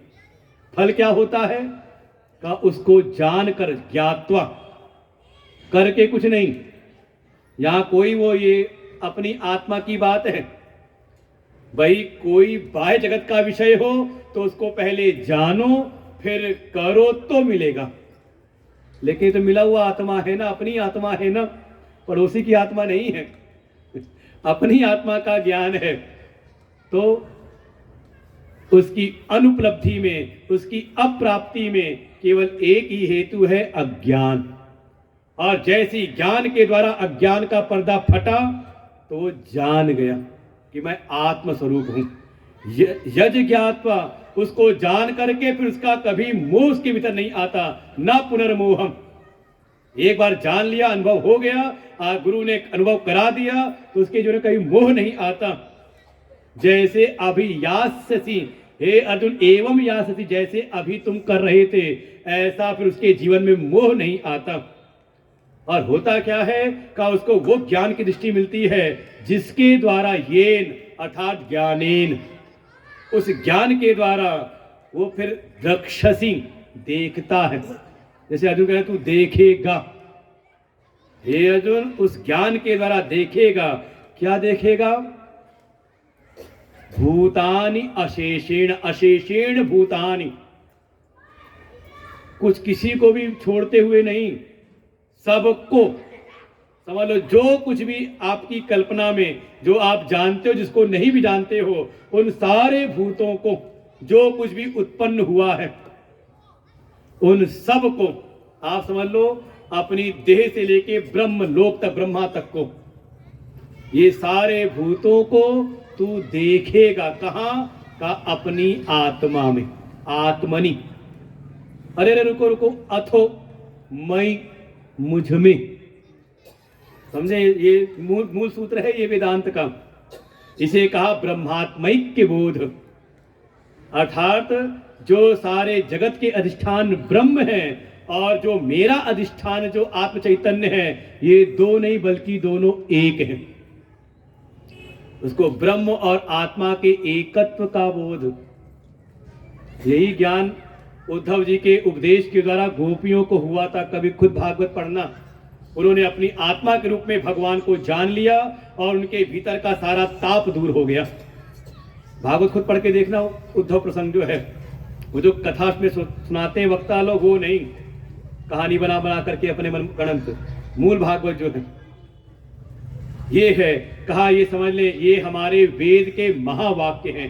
तत्त्वमसि अहम ब्रह्मास्मि अयम आत्मा ब्रह्म, अर्थात आत्मा और ब्रह्म के एकत्व का बोध तो देखेगा यही। ये सारे अखिल ब्रह्मांड को अपने में ही नहीं, मुझ में, अर्थात आत्मा और मुझ में भेद नहीं बल्कि दोनों एक हैं। 13वें अध्याय में जाके इसी का विस्तार करेंगे। क्षेत्र क्षेत्रज्ञ योग, जो कुछ जानता, जो जानने वाला है वो मैं हूं क्षेत्रज्ञ। भगवान कहते हो क्षेत्रज्ञ मैं ही हूं, चिंता ना करो। ध्यान रखना इस सूत्र को, ये है ज्ञान। ज्ञान की महिमा क्या है? तो अब आगे ज्ञान की महिमा बताते हैं। अपि चेदसि पापेभ्य सर्वेभ्य पापकृत्तमः सर्वं ज्ञानप्लवेनैव विजिनं सन्तरिष्यसि यथैधांसि समिद्धोऽग्नि भस्मसात् कुरुतेऽर्जुन ज्ञानाग्नि सर्वकर्माणि भस्मसात् कुरुते तथा। इस ज्ञान के महत्व को भगवान स्थापित करते हैं, कहते हैं हे अर्जुन, जिसको ये ज्ञान हो जाए। कौन सा ज्ञान? ये सारा ये जो जगत है, अखिल कोटि ब्रह्मांड, ये मुझ आत्मा में है। आत्मा परमात्मा में है। आत्मा परमात्मा के एकत्व का बोध हो करके। कैसे? सपने का जगत कहां पर है? कहां है सपने का जगत? जैसे आपको एक पंच भौतिक जगत दिखाई देता है खुली आंखों से, ये सपने में भी दिखाई देता है। कहां पर है स्थित है? वहां जो कुछ भी आपको दिखाई दे रहा है दुनिया का, जितने दृश्य दिखाई दे रहे हैं, जितने व्यक्ति वस्तु दिखाई दे रही, सब कहां है? कहा मुझ में है, स्वप्न के अधिष्ठान में। ऐसे ये ज्ञान जिसको हो जाता है, अखिल कोटि ब्रह्मांड को जो अपने में देखता है, अपने में अर्थात परमात्मा में ही देखता है, ऐसा कोई ज्ञानी है। ये ज्ञान मिल जाए किसको? का अगर किसी पापी से भी महापापी को, अपि चेदसि, यदि पापेभ्य सर्वेभ्य, सभी पापियों में, पाप करने वालों में भी जो पाप कृत्तम, वो होता है ना good better best, superlative degree में, मतलब उससे ऊपर कुछ हो नहीं सकता। बिल्कुल जैसे कहते हैं अच्छा, बेहतर और उत्तम, तो कह रहे पाप कृत्तम, पापियों में भी जो कहते थे सिरमौर हो, पापियों का राजा हो। ऐसा भी कोई अगर इस ज्ञान को धारण कर ले, अपि वो भी अगर धारण कर ले भूले से भी, तो होगा क्या? इस ज्ञान रूपी नौका पर बैठ करके सर्वम वृजिनम संतरिष्यसि, वो सारे पापों को तर जाता है। और पापों में तो क्या कह सकते हैं, जो मुमुक्षु है उसके लिए धर्म भी कह सकते हैं बाधा ही होती है। वो अपने समस्त कर्मों को पार कर जाता है, उसको कर्म फलों में डूबना नहीं पड़ता। दृष्टांत है, रत्नाकर डाकू, साधना जीवन में परिवर्तन आया तो हो गए वाल्मीकि। उल्टा नाम जगत जपत जग जाना, वाल्मीकि गए ब्रह्म समाना। भगवान नहीं देखते, दुनिया वाले नहीं कि आपका पुराना इतिहास याद दिलाते रहेंगे। भगवान कहते कोई एक बार आए तो सन्मुख होई जीव मोहि जबहि, जन्म कोटि अघनाश ही तबहि। भगवान तो कहते मेरी शरण में कोई आए तो मैं उसको निष्पाप कर देता हूं, बस ये है कि दोबारा वो गलतियां ना करे, पाप गज स्नान ना करे कि यहां आए ठीक हुए फिर जाके पाप कर लें। नहीं तो एक वो टीवी का प्रश्न चल पड़ा, टीवी फिल्मों से दिखा दिखा करके केवल सनातन धर्म को दूषित करने के लिए कि वहां का विलन दिखा दिया कोई बहुत बड़ा धर्मात्मा। ये केवल भ्रम फैलाया गया है। और दूसरे वाले का होगा तो दिखाएंगे बड़ा सज्जन है वो, केवल सनातन धर्म को आघात पहुंचाने के लिए। सावधान रहना, वो सब पार कर जाता है। कैसे कहा, जैसे मान लो लोहिया नगर में कूड़े का ढेर लग रहा है ना, पहाड़ हम रोज वहीं से आते ना बगल से तो दिखाई देता है। मान लो उसमें कुछ तो होगा, सालों का कूड़ा होगा, कुछ हो सकता है आज का पड़ा हो, कुछ कल का पड़ा हो। मान लो उसमें एक आग लग जाए तो वो देखेगा कि पुराना वाला कौन सा है, नया वाला कौन सा है। कहा वो सबको भस्म कर देता है। नया पुराना नहीं कि आज का है कि कल का है कि साल भर पुराना कि 10 साल पुराना। यथा समिद्धोग्नि, बस अग्नि कैसी हो, समिद्ध हो, अच्छी प्रकार से प्रज्वलित अग्नि हो, सम्यक प्रकार से ईंध अर्थात ईंधन से युक्त हो, प्रदीप्त अग्नि हो। तो उसमें अगर कोई समिधा पड़े, यथा ईंधांसी, जैसे अच्छी प्रकार से प्रज्वलित अग्नि में कुछ ईंधन पड़े तो भस्मसात, वो अग्नि उसको भस्म कर देती है। कहा तथा, नीचे लाइन में देखना तथा आखिरी में है। पहली लाइन में यथा जैसे, तो तथा वैसे। ज्ञानाग्नि सर्व कर्माणि, जो ज्ञान की अग्नि प्रज्वलित हो जाती भीतर, आत्मज्ञान की अग्नि, वैसे ही वो सारे कर्मों को भस्म कर देती है। कौन से? कहा संचित और आगामी। जो प्रारब्ध है, जो कर्म फल दे चुके हैं, वो बस रह जाते हैं। और वो प्रारब्ध का क्षय होते ही कहा वो फिर समझ ले आत्मा सो परमात्मा, ब्रह्मलीन हो जाते हैं वो। इसलिए इस ज्ञान को, इसलिए ज्ञान की महिमा है। नहीं ज्ञानेन सदृशम पवित्रम इह विद्यते, तत्स्वयं योग संसिद्ध कालेनात्मनि विन्दति। भगवान कहते हैं इसीलिए इस ज्ञान के सदृश, ज्ञानेन सदृशम, ज्ञान के सदृश, ज्ञान के समान इस संसार में कोई नहीं जो पवित्र करने वाला हो। इस आत्मज्ञान में स्थित हो, आपके जन्म जन्मांतर के पाप हो जाते, सारे कर्म भस्म हो गए। पाप ही नहीं, पाप पुण्य सब, कोई लेप नहीं, आप परम शुद्ध। और का इसके द्वारा तो तत्स्वयं योग संसिद्ध, इस योग की सिद्धि से, योग कौन सा याद कर लेना, येन भूतानि शेषेण दक्षसी आत्मनि अथोमयि। जिस दृष्टि के द्वारा, इस ज्ञान योग के द्वारा ये तो सबको अपने में देखेगा, या कर्मणि अकर्म, उस योग की संसिद्धि अपने आप हो जाती है। बस कालेन आत्मनि, अपने आप होती, लेकिन थोड़ा समय लगता है। धैर्य रखो, हमें नहीं कि आज ही सुना और आज ही हो जाएगा। कम से कम कुछ संस्कार पड़े हैं, कुछ हमने समझा है, धीरे धीरे इसी में हम लगे रहेंगे तो हो जाएगा। लेकिन साधन वही है, गुरु के पास जाएं, प्रणिपात होकर के, सेवा की भावना से और थोड़ा जिज्ञासा से युक्त होकर के। और तो और अगर देर हो रही तो नहीं हो रहा जल्दी, तो कुछ नहीं समझ में आ रहा, तो थोड़ा कहीं ना कहीं अंतरंग भूमिका में भी जाएं, वहां कुछ खटका लगा हुआ है, उस खटके को दूर करें। तो अभी बताया बहिरंग साधन को, लेकिन इसमें भी तीव्रता लानी है तो थोड़ा अंतरंग साधन पर भी ध्यान दो। श्रद्धावान लभते ज्ञानम तत्पर संयतेन्द्रियः ज्ञानं लब्ध्वा परां शान्तिम् अचिरेणाधिगच्छति। ऐसे थोड़ा टाइम लग सकता है, लेकिन अगर उसके भीतर अंतरंग जो गुण है श्रद्धा, समझे, श्रद्धा को यहाँ भी देखो बिल्कुल हमारे शास्त्रों में वर्णन दिया गया। श्रद्धा माने का श्रद्धा दो के प्रति।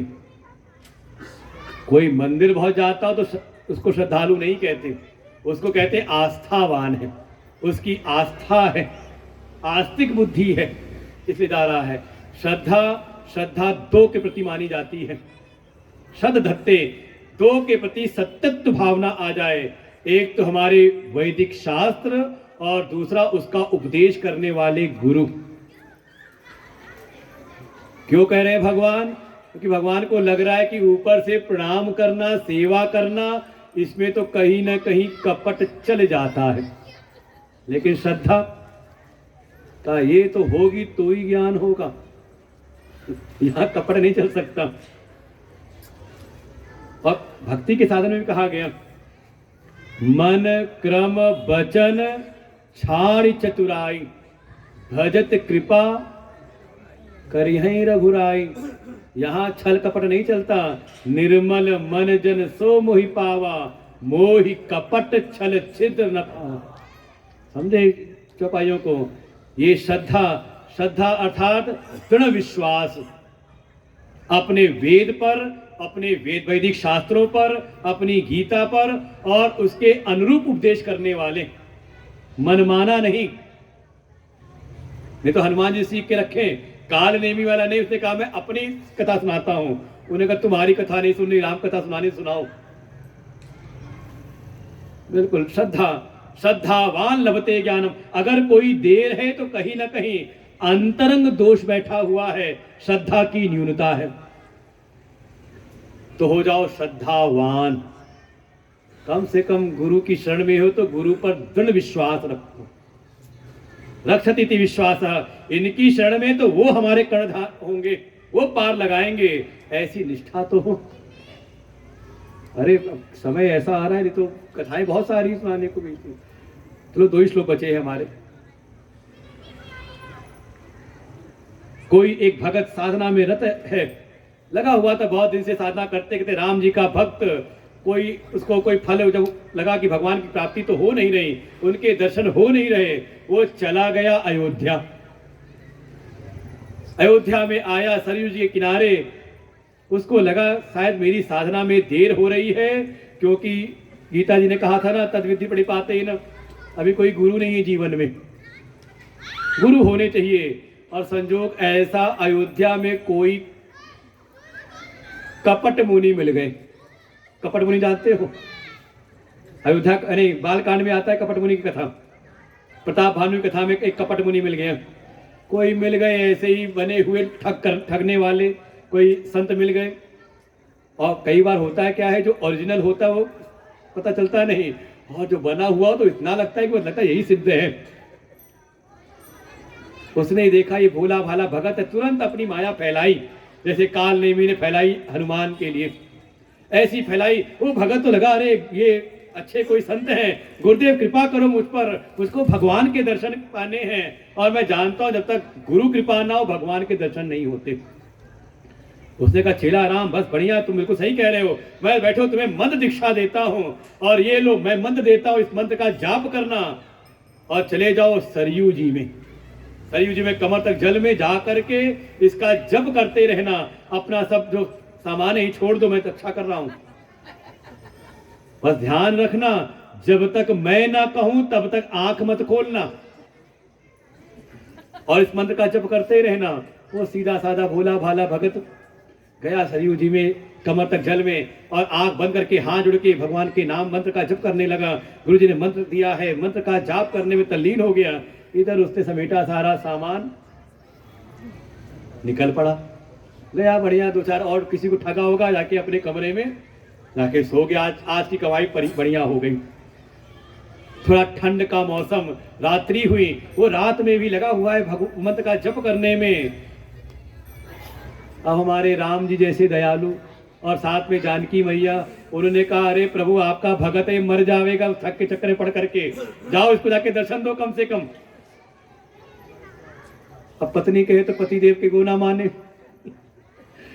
प्रभु श्री राम पहुंचे उस भगत के पास में, अरे वो भगत आंख खोल, तू जिसका नाम मंत्र जप रहा है मैं आ गया हूं, दर्शन कर।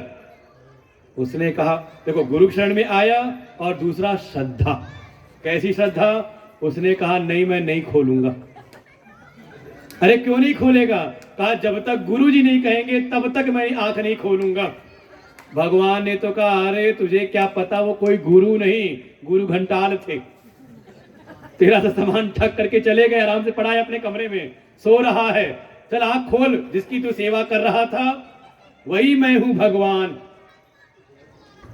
और जैसी गुरु की निंदा की भगवान ने, वो भगत वो बिल्कुल रुष्ट हो गया। अरे आपने मेरे गुरु को ऐसा कैसे कह दिया, आप तो भगवान हो ही नहीं सकते। अब प्रभु भी क्या करें, वो बार बार समझाते अरे मैं ही भगवान हूं, मैं आया हूं तुझको बचाने के लिए। वो ठग था। उस चेले ने बड़ी बात कह दी इस बात पर कि हे प्रभु अगर वो ठग था तो आप क्यों आ गए? क्योंकि इसके पहले भी मैं साधना कर रहा था, तपस्या कर रहा था, जब तब कर रहा, तब तो आप आए नहीं। और आज आप आए हो तो जिसको आप ठग कह रहे हो उनके कारण ही आए हो। तो ठग वो हैं या ठग आप हो? क्या करें भगवान? भगवान तो हो गए निरुत्तर, क्या करें अब इसके सामने ऐसे श्रद्धावान के लिए। वो फिर गए उस जो था ठग, उसको वो सो रहा था, उसके सपने में फटकार लगाई। अगर तुरंत जाके उसको नहीं निकाला वहां से तो भी तेरी खैर नहीं। वो डर के उठा तुरंत सपने से, और फिर सारी घटनाएं होती हैं आगे। आगे विस्तार है। कहा श्रद्धावान, श्रद्धा की पूंजी से ही, अगर श्रद्धा की न्यूनता है, आप समझे सती से पार्वती का जो चरित्र है वो केवल श्रद्धा की कथा है। भवानी शंकरो वंदे श्रद्धा विश्वास रूपिणो। मां पार्वती श्रद्धा की स्वरूपिणी है, इसलिए उनको भगवान शिव का नित्य संयोग मिला है। फिर श्रद्धा हो लेकिन प्रयत्नशील ना हो तो गुरु जी तो रास्ता दिखाएंगे ना, रास्ते में चलना तो पड़ेगा। तो कहा तत्पर, तत्पर भी हो, शिथिल प्रयास ना करें, कम से कम देखें। जो यूपीएससी की तैयारी में है, जो आईआईटी कंप्लीट बीट करना चाहते हैं, नीट की तैयारी में है, उनकी तत्परता देखें और अपनी तत्परता देखें भगवान की भक्ति में, है कि नहीं? और फिर कहो भगवान मिलते नहीं। अरे आप तत्पर कितने हो? तत्पर, और तत्परता के साथ में तीसरा कहा संयत इंद्रिय, थोड़ा इंद्रिय संयम भी हो। इसकी तो व्याख्या लंबी करके आए थे कल। संयम पर कितना जोर था, नियत आहार, नियत आहार। हर इंद्रिय का आहार मतलब केवल मुख का आहार नहीं, ये जो भी आप ग्रहण करते हो, आंख से क्या देखते हो, कान से क्या सुनते हो, ये सब आहार है। संयत इंद्रिय, इंद्रियों का संयम। और भगवान की कही तो है, आंख दो दी, कान दो दिया, नाक के छिद्र दो दिए, काम एक दिया, लेकिन मुंह दिया एक, काम दो दिए हैं। इस पर नियंत्रण हो जाए तो बेड़ा पार है। मतलब कम बोलो कम खाओ, है कि नहीं? तो संयत इंद्रिय, और हो जाए तो ज्ञानम लब्ध्वा, उसको फिर ज्ञान की प्राप्ति होती है। उसका परिणाम पराम शांतिम, उसको परम शांति की प्राप्ति होती है। तो समय लगता होगा, कहा था कालेन आत्मनि, काले समय लगता है, का नहीं अचिरेण अधिगच्छति, तत्काल उसको प्राप्ति होती है। और कोई ऐसा ना हो तो न ज्ञान प्राप्त है उसको, न श्रद्धा है, तो भगवान कहते ऐसे संशय में पड़े व्यक्ति का तो विनाश होता है। अज्ञश्च शतधानश्च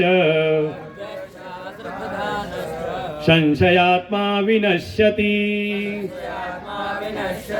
नायं लोकोऽस्ति न परो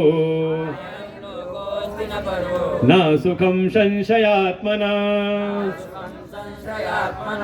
भगवान कह रहे कोई है अज्ञान में, अज्ञ है, अज्ञानी है, और अश्रद्धानश्च, श्रद्धा से रहित है, तो फिर उसके चित्त में फिर होगा संशय। मतलब कोई भी स्पष्ट ज्ञान नहीं होगा। जैसे कई बार लगता है ना कि ये करें या ये करें, क्या है ये? संशय, धुंधला धुंधला ज्ञान, संशय, संदेह वाला का वो संशय से रहित होगा नहीं, और ऐसा कोई है तो उसका विनाश होता है। अज्ञानी का, अश्रद्धालु का तो विनाश है ही, संशयालु का तो परम विनाश है। कैसे? देखो यही कथा है सती जी की। ज्ञान नहीं है, भगवान शिव उपदेश करते हैं, ले गए अगस्त्य ऋषि के पास में, श्रद्धा नहीं रही, परिणाम क्या हुआ? देह का त्याग करना पड़ा। ये विनाशी तो हुआ जीवन का, विनश्यति। और तो और क्या कहे संशयालु के लिए? ना अयम लोको ना परः ना सुखम संशयात्मनः। ये जो संशय में है उसको तो ना इस लोक में चला जाए किसी और लोक में, उसको कहीं भी सुख नहीं है। सती जी के जीवन के कैलाश पर है तो दुखी है, कब ये देह छूटे मेरी, इतना उनको दुख है। चली गई अपने पिता के यहाँ पर यज्ञ में, तो वहां भी दुख, देह त्याग करना पड़ा।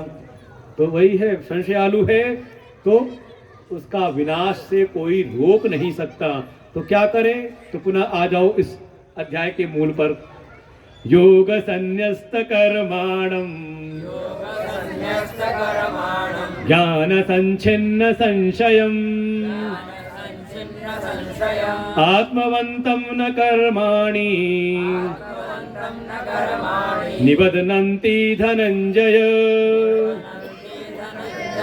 तस्मादज्ञान संभूतं हिस्थं ज्ञानासीनात्मनः छित्त्वैनं संशयं योगम् आतिष्ठोत्तिष्ठ भारत आतिष्ठोत्तिष्ठ भारत। ओम तत्सदिति श्रीमद्भगवद्गीतासु उपनिषत्सु ब्रह्म विद्यायां योगशास्त्रे श्री कृष्णार्जुन संवादे ज्ञान कर्म संन्यास योगो नाम चतुर्थोऽध्यायः। भगवान कह रहे हैं इसलिए इस संशय को मिटाने के लिए तैयार हो जाओ। छिन्न संशयम, लेकिन कैसे छिन्न होगा ये संशय? संशय कैसे छिन्न भिन्न होगा? तो कहा योग संन्यस्त कर्माणम, उस योग में पहले स्थित हो। कौन से योग में? कहा परमार्थ दर्शन जो कराया था, कर्मणि अकर्म अकर्मणि कर्म। इस ज्ञान योग में स्थित होकर के कर्म से संन्यस्त हो जाओ, करते हुए भी अपने को अकर्ता जानो, और इस बल पर कर्म के संबंध में ज्ञान को धारण करते हुए जो परम ज्ञान है, ये न भूतानि अशेषेण द्रक्षसि आत्मनि अथोमयि। कौन सा? का समस्त जो भूत हैं, समग्र भूतों को, सारे इस अनंत कोटि ब्रह्मांड को अपनी आत्मा में, आत्मा ही परमात्मा में, अर्थात ब्रह्मात्मैक्य बोध, इस ज्ञान में स्थित होकर के हे अर्जुन इस संशय को तुम छिन्न भिन्न कर दो। आत्मवंतम, और कोई हो जाए तो होता है आत्मवान, आप इसमें स्थिति हो जाती है। न कर्माणि निबंधन्ति, हे धनंजय, चाहे वो कितना भी संचय में लगा हुआ हो, बड़े पुण्य किए हो, बड़े पाप किए हो, वो सारे कर्मों से के बंधन से का वो मुक्त हो जाता है, कर्म उसको बांधते नहीं। इसलिए अब निष्कर्ष तस्मात, अंतिम बात है, बिल्कुल तस्मात आ जाए समझ लो निष्कर्ष। तस्मात इसलिए अज्ञान संभूतम, हे अर्जुन अज्ञान के द्वारा उत्पन्न होने वाले एनम संशयम, नीचे लाइन ढूंढ लेना, इस संशय को कहां पर है? का हृदयस्थम, भीतर जो संशय बैठा हुआ है, इसको क्या करो? छित्वा, इसको काट दो। तो कोई तलवार होनी चाहिए ना काटने वाली। कैसे काटोगे? तो कह रहे हैं ज्ञान असीना, ज्ञान रूपी तलवार से। प्रभु लानी कहाँ से है? लगता है यही स्थिति हुई होगी जब रामकृष्ण परमहंस जी को तोतापुरी जी ने उपदेश किया होगा। उनको पूर्व की जो साधना है, सगुणोपासना की साधना, वो जैसी ध्यान करते तो माँ काली का आवेश आता है। वो गुरु जी कहते इसको भी हटाओ, काटो, हटाओ इसको। वो कहते कैसे काटूं, भूल जाता हूं। तो उन्होंने कहा इसको तलवार से काटो, तो वो भूल जाते थे। तो फिर एक दिन बैठे और जैसे ही ध्यान कराने लगे उनको काली का आवेश आया। वो गुरु जान गए कि हाँ आवेश आया हुआ है, चले गए हैं। कहते काटो इनको, हटाओ इनको, उनके निरुपाधिक तत्व में स्थिति प्राप्त करो। कहा कैसे काटो? कहा तलवार से लाओ, काटो। कहा तलवार कहां से लाऊं? कहा जहां से काली आई वैसे तलवार भी लाओ।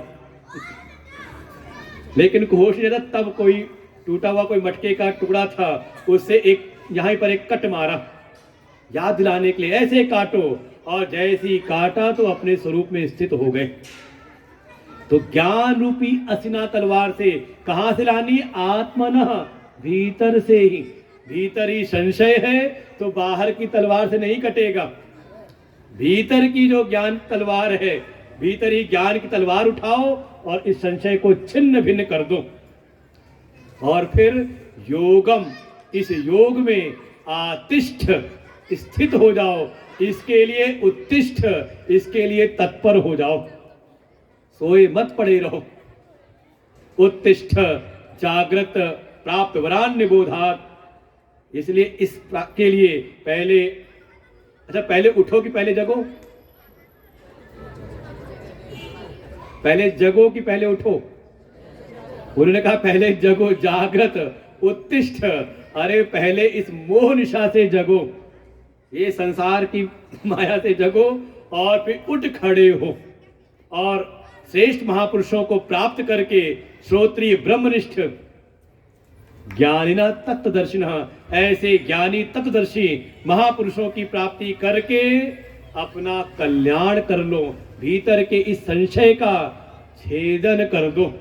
ओम तत्सदिति। श्रीमद् भगवद गीतासु ये फिर चौथे अध्याय की पूर्णाहुति हुई और भगवान से अर्जुन ने तुरंत प्रश्न पूछ लिया।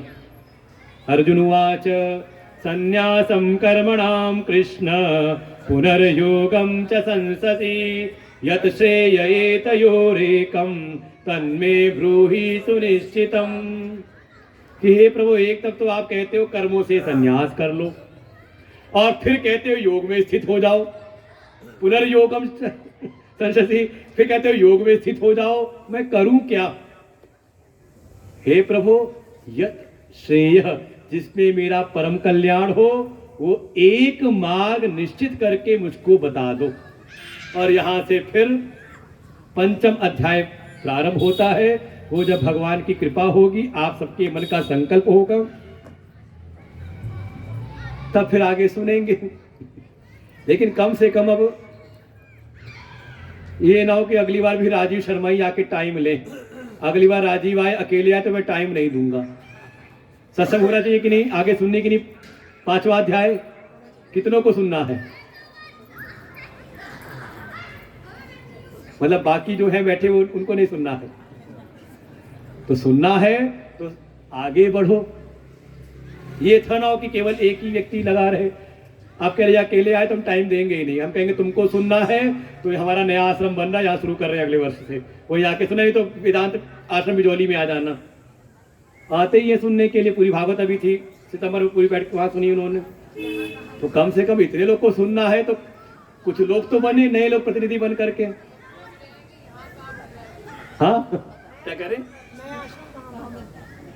पीछे जागृति विहार में ही, एक्सटेंशन में ही एक बड़ी सी बाउंड्री बन रही, उसके पीछे है। अभी बैनर लगे हुए हैं उसके ऊपर। नई बिल्डिंग में काम चल रहा है। तो कम से कम अगर यहां करना है तो नए लोग आए कम से कम आगे कि हाँ इच्छुक तो हैं सुनने वाले। पिछली बार हम सुन रहे थे कि लक्ष्मी विहार की सोसाइटी वाले चाह रहे कि सत्संग हो, लेकिन आए नहीं कोई, हम इंतजार करते रह गए। कम से कम इस ज्ञान के प्रति हमारे भीतर भी जिज्ञासा हो। देखो वो जिज्ञासा खींच के आती है फरीदाबाद से। आगे हमारे प्रवीण जी 7 दिन रह करके, गीता जी का उपदेश है। हमारे सुभाष जी आगे परशुराम मंदिर में सत्संग हर वर्ष कराते हैं, लेकिन सत्संग कहीं भी होता है चले आते हैं। हमारे कई सारे DN तिवारी जी हैं, शुक्ला विश्वनाथ जी मित्तल जी हैं, ये अपने यहाँ शास्त्री नगर वहाँ कराते रहते हैं।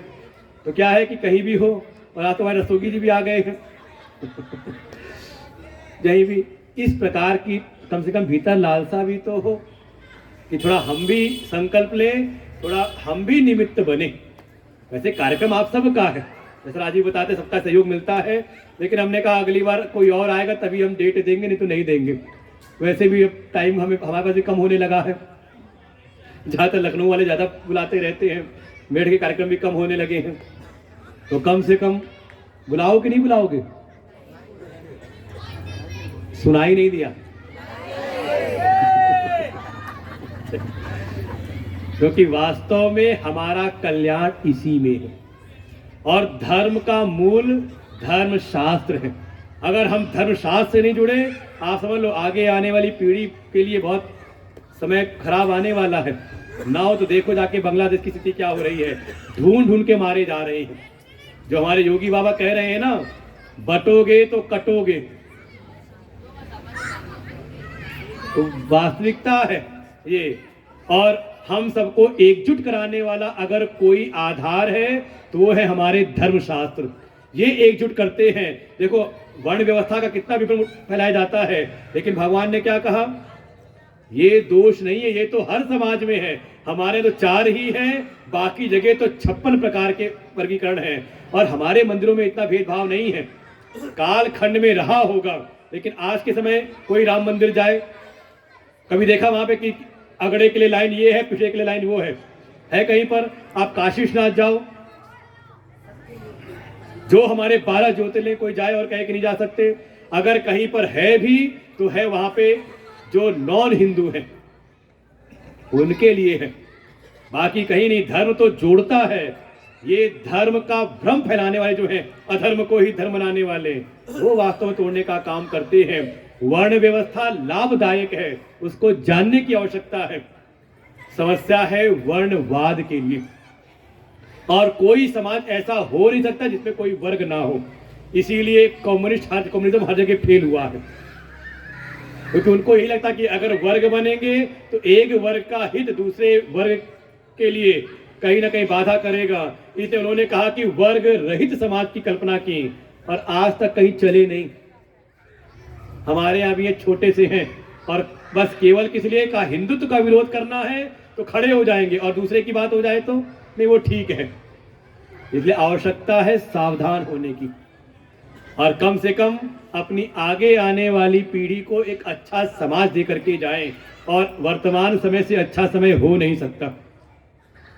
कह सकते हैं मोदी युग और योगी युग कैसी, नहीं तो एक समय तो हिंदुत्व को कह के एक हीन भावना देखा जाता था, आज तो गौरव की बात है।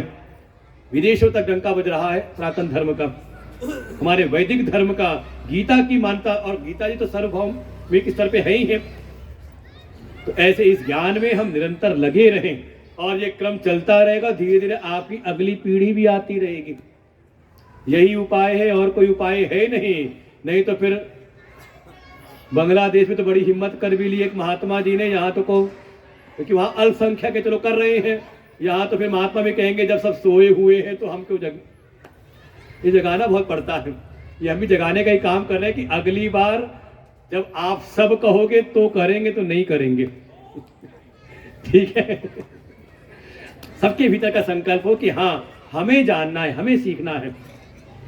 बाकी सहयोग में हमारी जो सत्संग समिति है ही है, राजीव जी हैं, केडी शर्मा जी हैं, बाकी सबका सहयोग है। ये राजीव शर्मा नाम से तो कई लोग हैं, नेगी जी हैं, सबका सहयोग होता है। बाकी जितने भी है सबका सहयोग रहता ही रहता है, लगे रहते हैं पूरी व्यवस्था में।